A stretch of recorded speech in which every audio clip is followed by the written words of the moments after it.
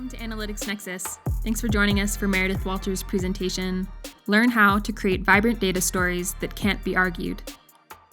Meredith is a seasoned data maven with a curiosity and passion to investigate the why of things.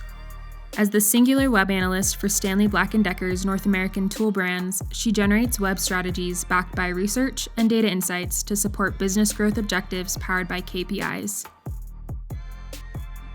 From this data, Meredith designs, executes, and prepares findings and recommendations for cross-channel marketing reporting that guide strategic, tactical, and operational business decisions to key stakeholders through powerful data storytelling. Meredith also uses quantitative and qualitative research methods and tools including A/B testing, multivariate analysis, and optimization techniques to analyze and optimize web and digital assets to increase marketing and sales performance and ultimately propel the business forward. So welcome to How to Create Vibrant Data Stories That Can't Be Argued. I am so excited to be here presenting today to share this knowledge with you. My name is Meredith Walter, as my intro already announced. I am the web analyst at Stanley Black & Decker for our global tools and storage brands. And before we get too deep into the topic today, I want to talk a little bit about my transition from the digital team to insights team at Stanley Black & Decker.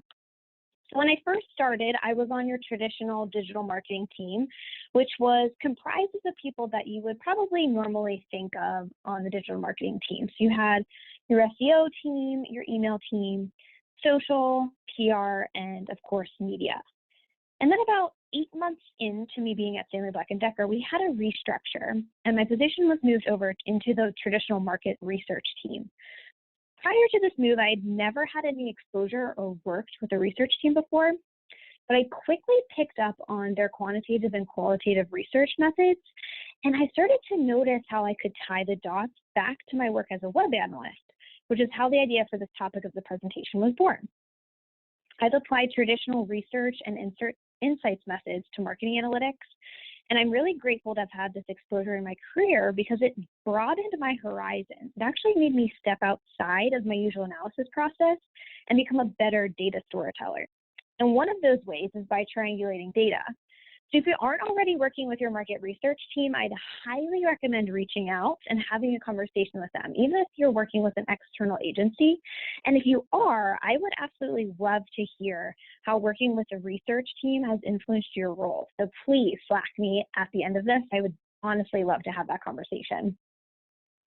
So moving right into it, we're going to talk about the interrogatives of data triangulation. Now, interrogatives might be a word that comes a little bit easier to me than most. I had a very strict English teacher as an ant growing up, so these questions and words and methodologies were pounded into my head growing up. But it's your traditional who, what, when, where, why, and of course, how.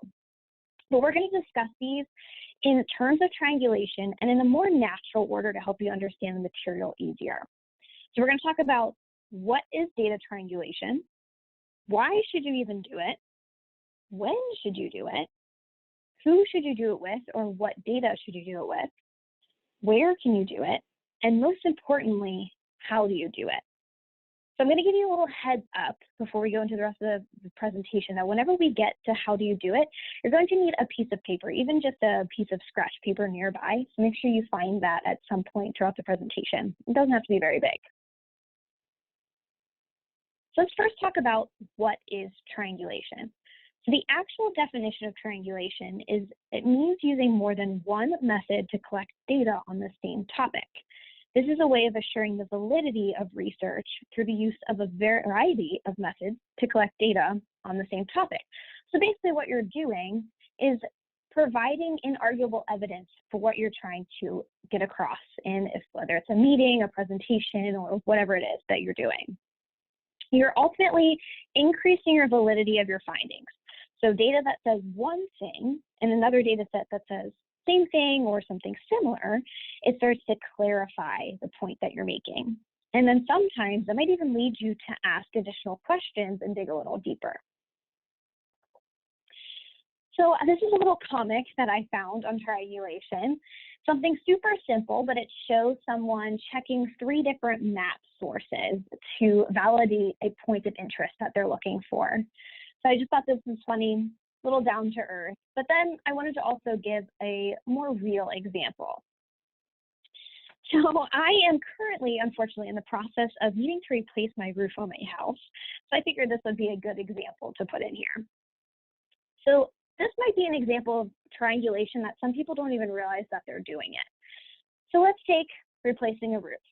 You walk into your house and all of a sudden you see that water is dripping from your roof. This is your first data point from what we'll call observational research. From your observations, you think, I probably have to replace my roof. But you don't necessarily want to bite that bullet yet. And you decide, I'm going to go online and see what everybody says about this.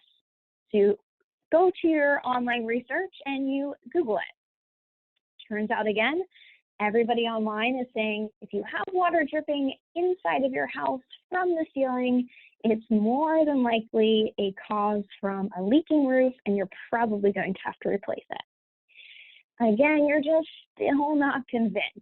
You think maybe I could patch it. So you bring in your industry knowledge. You consult a roofer, a professional, and see what they say.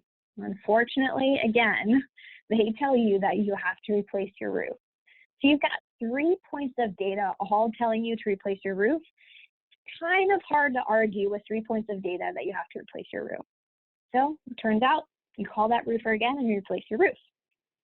So this is just a very simple example and common example of triangulating data that you might be doing already in your day-to-day life. So now that you know what triangulation is, you might be wondering, why should I triangulate when I've been doing just fine without it? This section of the presentation is probably the most important part. So first reason why you should be triangulating your data is that there's less room for questioning data during presentations. I am sure we have all been there. We're going through a presentation and all of a sudden you've got that one person in the corner constantly questioning your data, constantly questioning what you're conveying, how do you know for sure, et cetera, et cetera. So in order to have less arguable points, you need to have more data that says the same thing, because then that person's not going to have any room for questioning.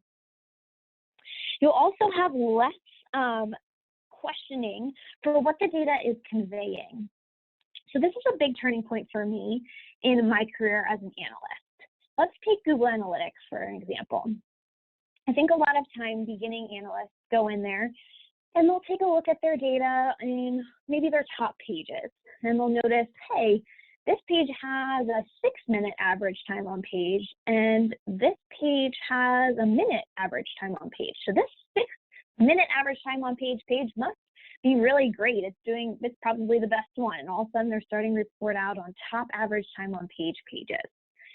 However, what this doesn't say is it doesn't tell you the why. So Google Analytics a lot of times tells you the what, telling you what people are viewing, what they're doing, how long they're viewing it for, but they don't tell you why.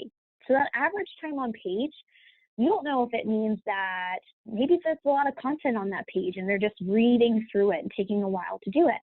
Or maybe there's a problem on that page where they're trying to click through things and it's freezing on them, or they can't fill out a form properly. So you don't know if that time, that vanity metric, is good or bad. So if you have more data points to form a story, there's less room for argument and less room for questioning what those vanity metrics mean.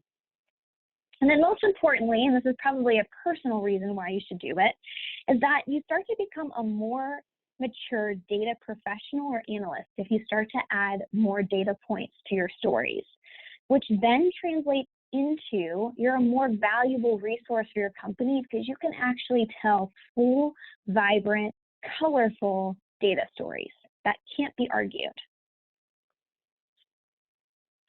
So now we'll go into when.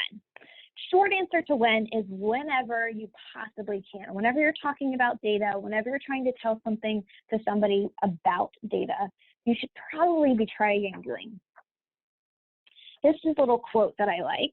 It's, data is what you need to do analytics. Information is what you need to do business.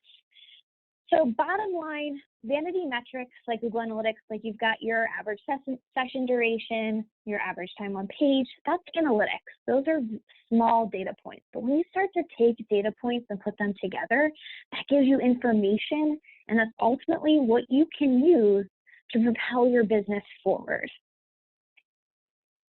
Short answer, do triangulation as much as possible. Now, who can you do data triangulation with? Or another way to say this is, what data sources can you triangulate with? This ultimately is going to be who can give you the most vibrant colors in your data story and data imagery. This list is just kind of a beginning list. This is just me kind of thinking off the top of my head, but depending on your stance in your position in your company, you might have different data sources that you can add to your data stories. But just to kind of get your gears going and your ball rolling and your thoughts, let's walk through some of these. So like I said, I sit with our traditional research team, so I'm always surrounded by product research. Product research is actually a pretty interesting data point that you can add to your data stories. They have information on your target segments, they have information on the services or products you provide, so you never know the kind of information that you could get out of your product research or even traditional research team. Some people like to add a secondary web analytics tool on their site. I know of companies who use both Google Analytics and Adobe Analytics, or even a smaller version of a web analytics solution, which is totally fine, because you might have one to validate each other. Usability studies is a great one. So if we go back to that example of the high average time on page, using a usability study could help you answer, figure out, or even diagnose those problems on a page. And you don't have to do a lot of them to figure it out. You could tap into your social media team, your email marketing team, or even your paid media team to get further information about how those channels are performing. Maybe they have information on their audiences that you could feed into your data that you're looking at.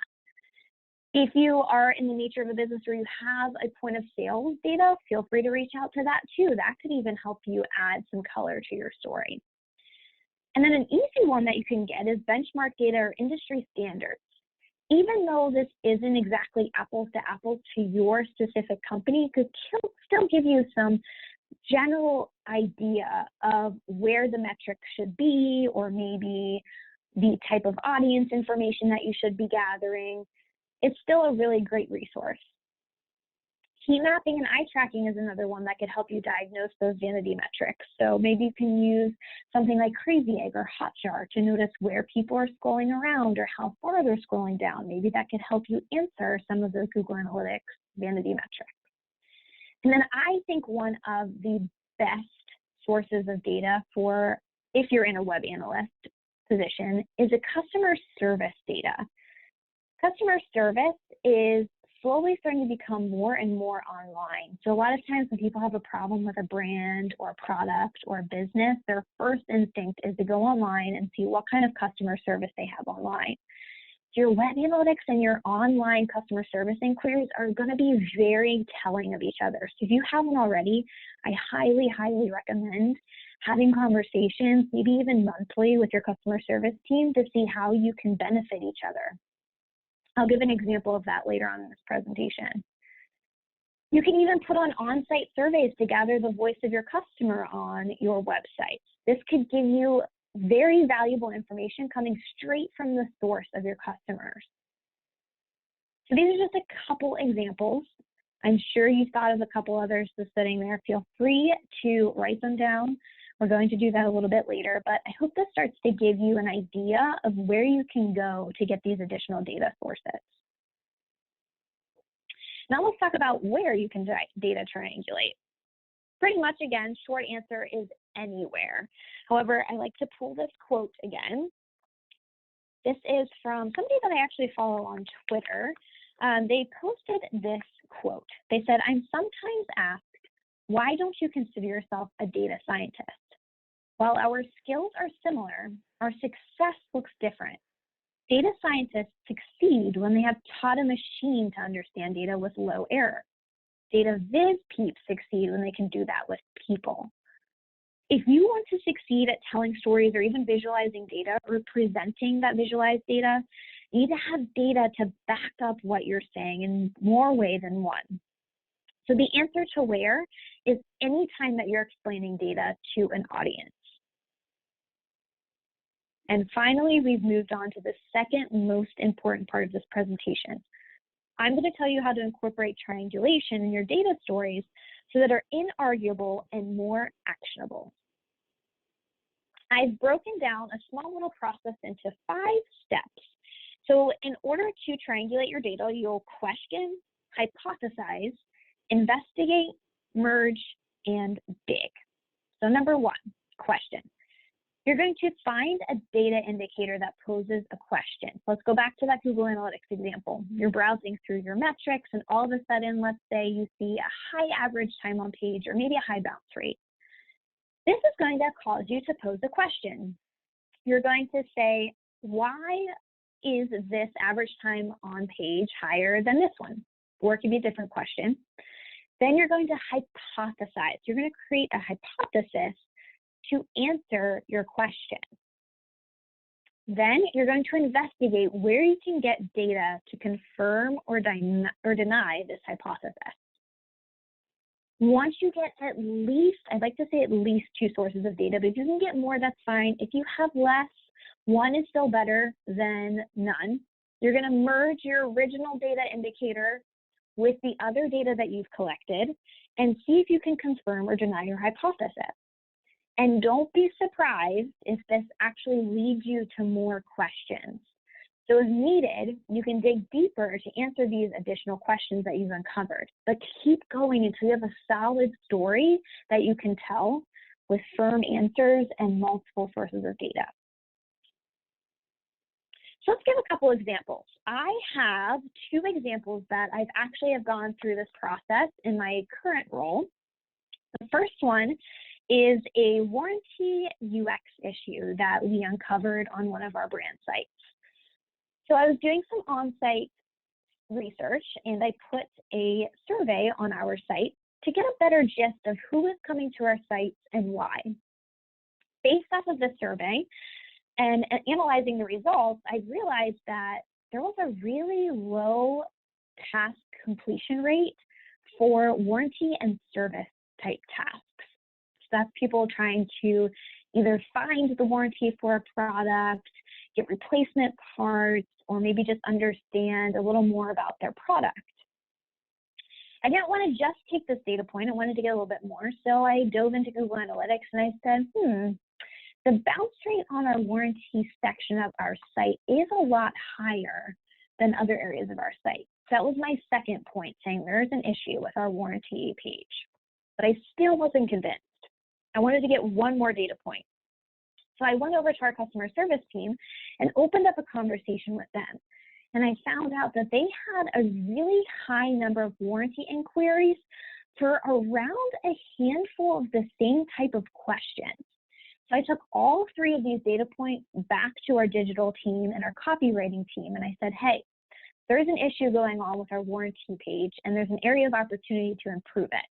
We need to take these frequently asked questions that customer service is bombarded with and place that content on the site to get people to answer their questions a little bit clearly.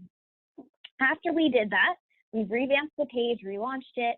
I relaunched the survey so that we could measure our success, and we found that we were able to increase a 7% higher completion rate for our warranty and service tasks and a 28% decrease in bounce rate on our warranty page. So it was a great success. Now, this is an example of you triangulating yourself. So taking web analytics or whatever it is, UX research, and adding additional resources. However, there are examples where you can be a part of somebody else's data triangulation, which is where this product naming example comes from. So we had a product research team member trying to figure out and give a recommendation on how to name a new product that we're bringing to market. This is an example. Think of something similar like Kleenex and tissue. They're basically the same thing. One of them is a branded term, another one of them is the actual term for a product. But a lot of people refer to tissues as Kleenexes. So this is a similar issue. There were varying terms for the type of product in the industry, and our product researcher needed to come up with additional data to back up how to name the product. So this product researcher came to me and said, hey, Meredith, how are people searching on the site for these type of products? So I was able to go into Google Analytics and pull out our on-site search queries and provide that data back to our product researcher and say, here, this is how they're searching for the product on the site. Our product researcher then also went to our SEO specialist and said, hey, how are people searching for this product on Google? Our SEO specialist was able to pull that data out and give it to the product researcher. And ultimately, he was able to say, hey, these on-site searches and the Google searches all match in one way, and we're going to name our product based off of those. So ultimately, we're able to help name a product that people would understand, help them find it on our website and online. So it was a great win there as well. But again, this is an example of you helping other people to triangulate. So now let's try it for yourself. Find that piece of scratch paper that I mentioned before, and if you haven't already, take a second to do so. I'll give you a second to do that. All right, now that you've got your pen and paper, draw a triangle in the middle. At the very top, I want you to think about a data point that you've been seeing or thinking about lately, or maybe something that you've done in the past and investigated. Put that there. Maybe that's back to that Google Analytics reference, high average time on page, high bounce rate, or you're doing a survey and it says something, right? Something there. Then I want you to write what that data indicator says. What is it telling you? Then I want you to think of that question. What is it making you question? Then write your hypothesis. What is your probable answer to that question? Then think about where you can get additional data to confirm or deny this hypothesis. I'll give you a second to do this. And I want you to think of two. You're going to put those in the bottom two corners of your triangle. If you've gone through this before, write down the data indicators that you used and write down what they told you. Now, if you haven't gone through this process, you're not going to be able to know what they told you yet. So I'll give you a couple more seconds to do that. And if you're having trouble thinking about where to get that data, think about the slide where I talked about who you can triangulate with. Customer service, maybe your industry benchmarks, your email team, additional web analytics. You start to think about those. So you should have a nice looking triangle with a couple written down points on it. Now, if you don't have what those data points are saying, that's your homework after this. I want you to go out and investigate what those data points are telling you and where you can confirm or deny your hypothesis. And then I'd love to know in Slack how it turned out. If you've gone through this before, if you're using a previous example, see if you were actually able to get the answers to a hypothesis, or maybe you have a new hypothesis now. Whatever it is, I'm sure you have at least one action item out of this. So feel free to take that away from here. Again, I would love to hear on Slack what you end up doing with this. So that being said, now that you know the interrogatives of data triangulation, you have a couple key takeaways. I want you to know that if you incorporate this into your analyses moving forward, you'll be able to tell more vibrant stories that cannot be argued and prove your value as a resource. If you want some additional materials, I'd recommend this Analytics and UX course by Nielsen Norman Group. It was probably one of the first courses that I sat through where I really started to tie the dots together from web analytics to additional data points, even something as simple as A/B testing a UX problem on your site. Highly recommend it. You can find the information on their website. I know they do in-person courses around New York and Texas. I think they also have a couple international ones, so feel free to check it out. Highly recommend it. And other than that, my name is Meredith Walter. Again, my email address is on the screen, and of course, I'll be available for Slack afterwards. Like I said before, if you have worked with your traditional market research team in your company, I'd love to hear how that's influenced your position as a web analyst and your methodologies. And if you haven't, that's another key takeaway, another action item to go and start some conversations with whether that's your research team or customer service team. Start to create those synergies between your data sets. And thank you so much, and I will look forward to hearing from all of you soon. Thanks so much for watching this presentation. Join us on the Analytics Nexus Slack to talk with our presenters about this topic and more.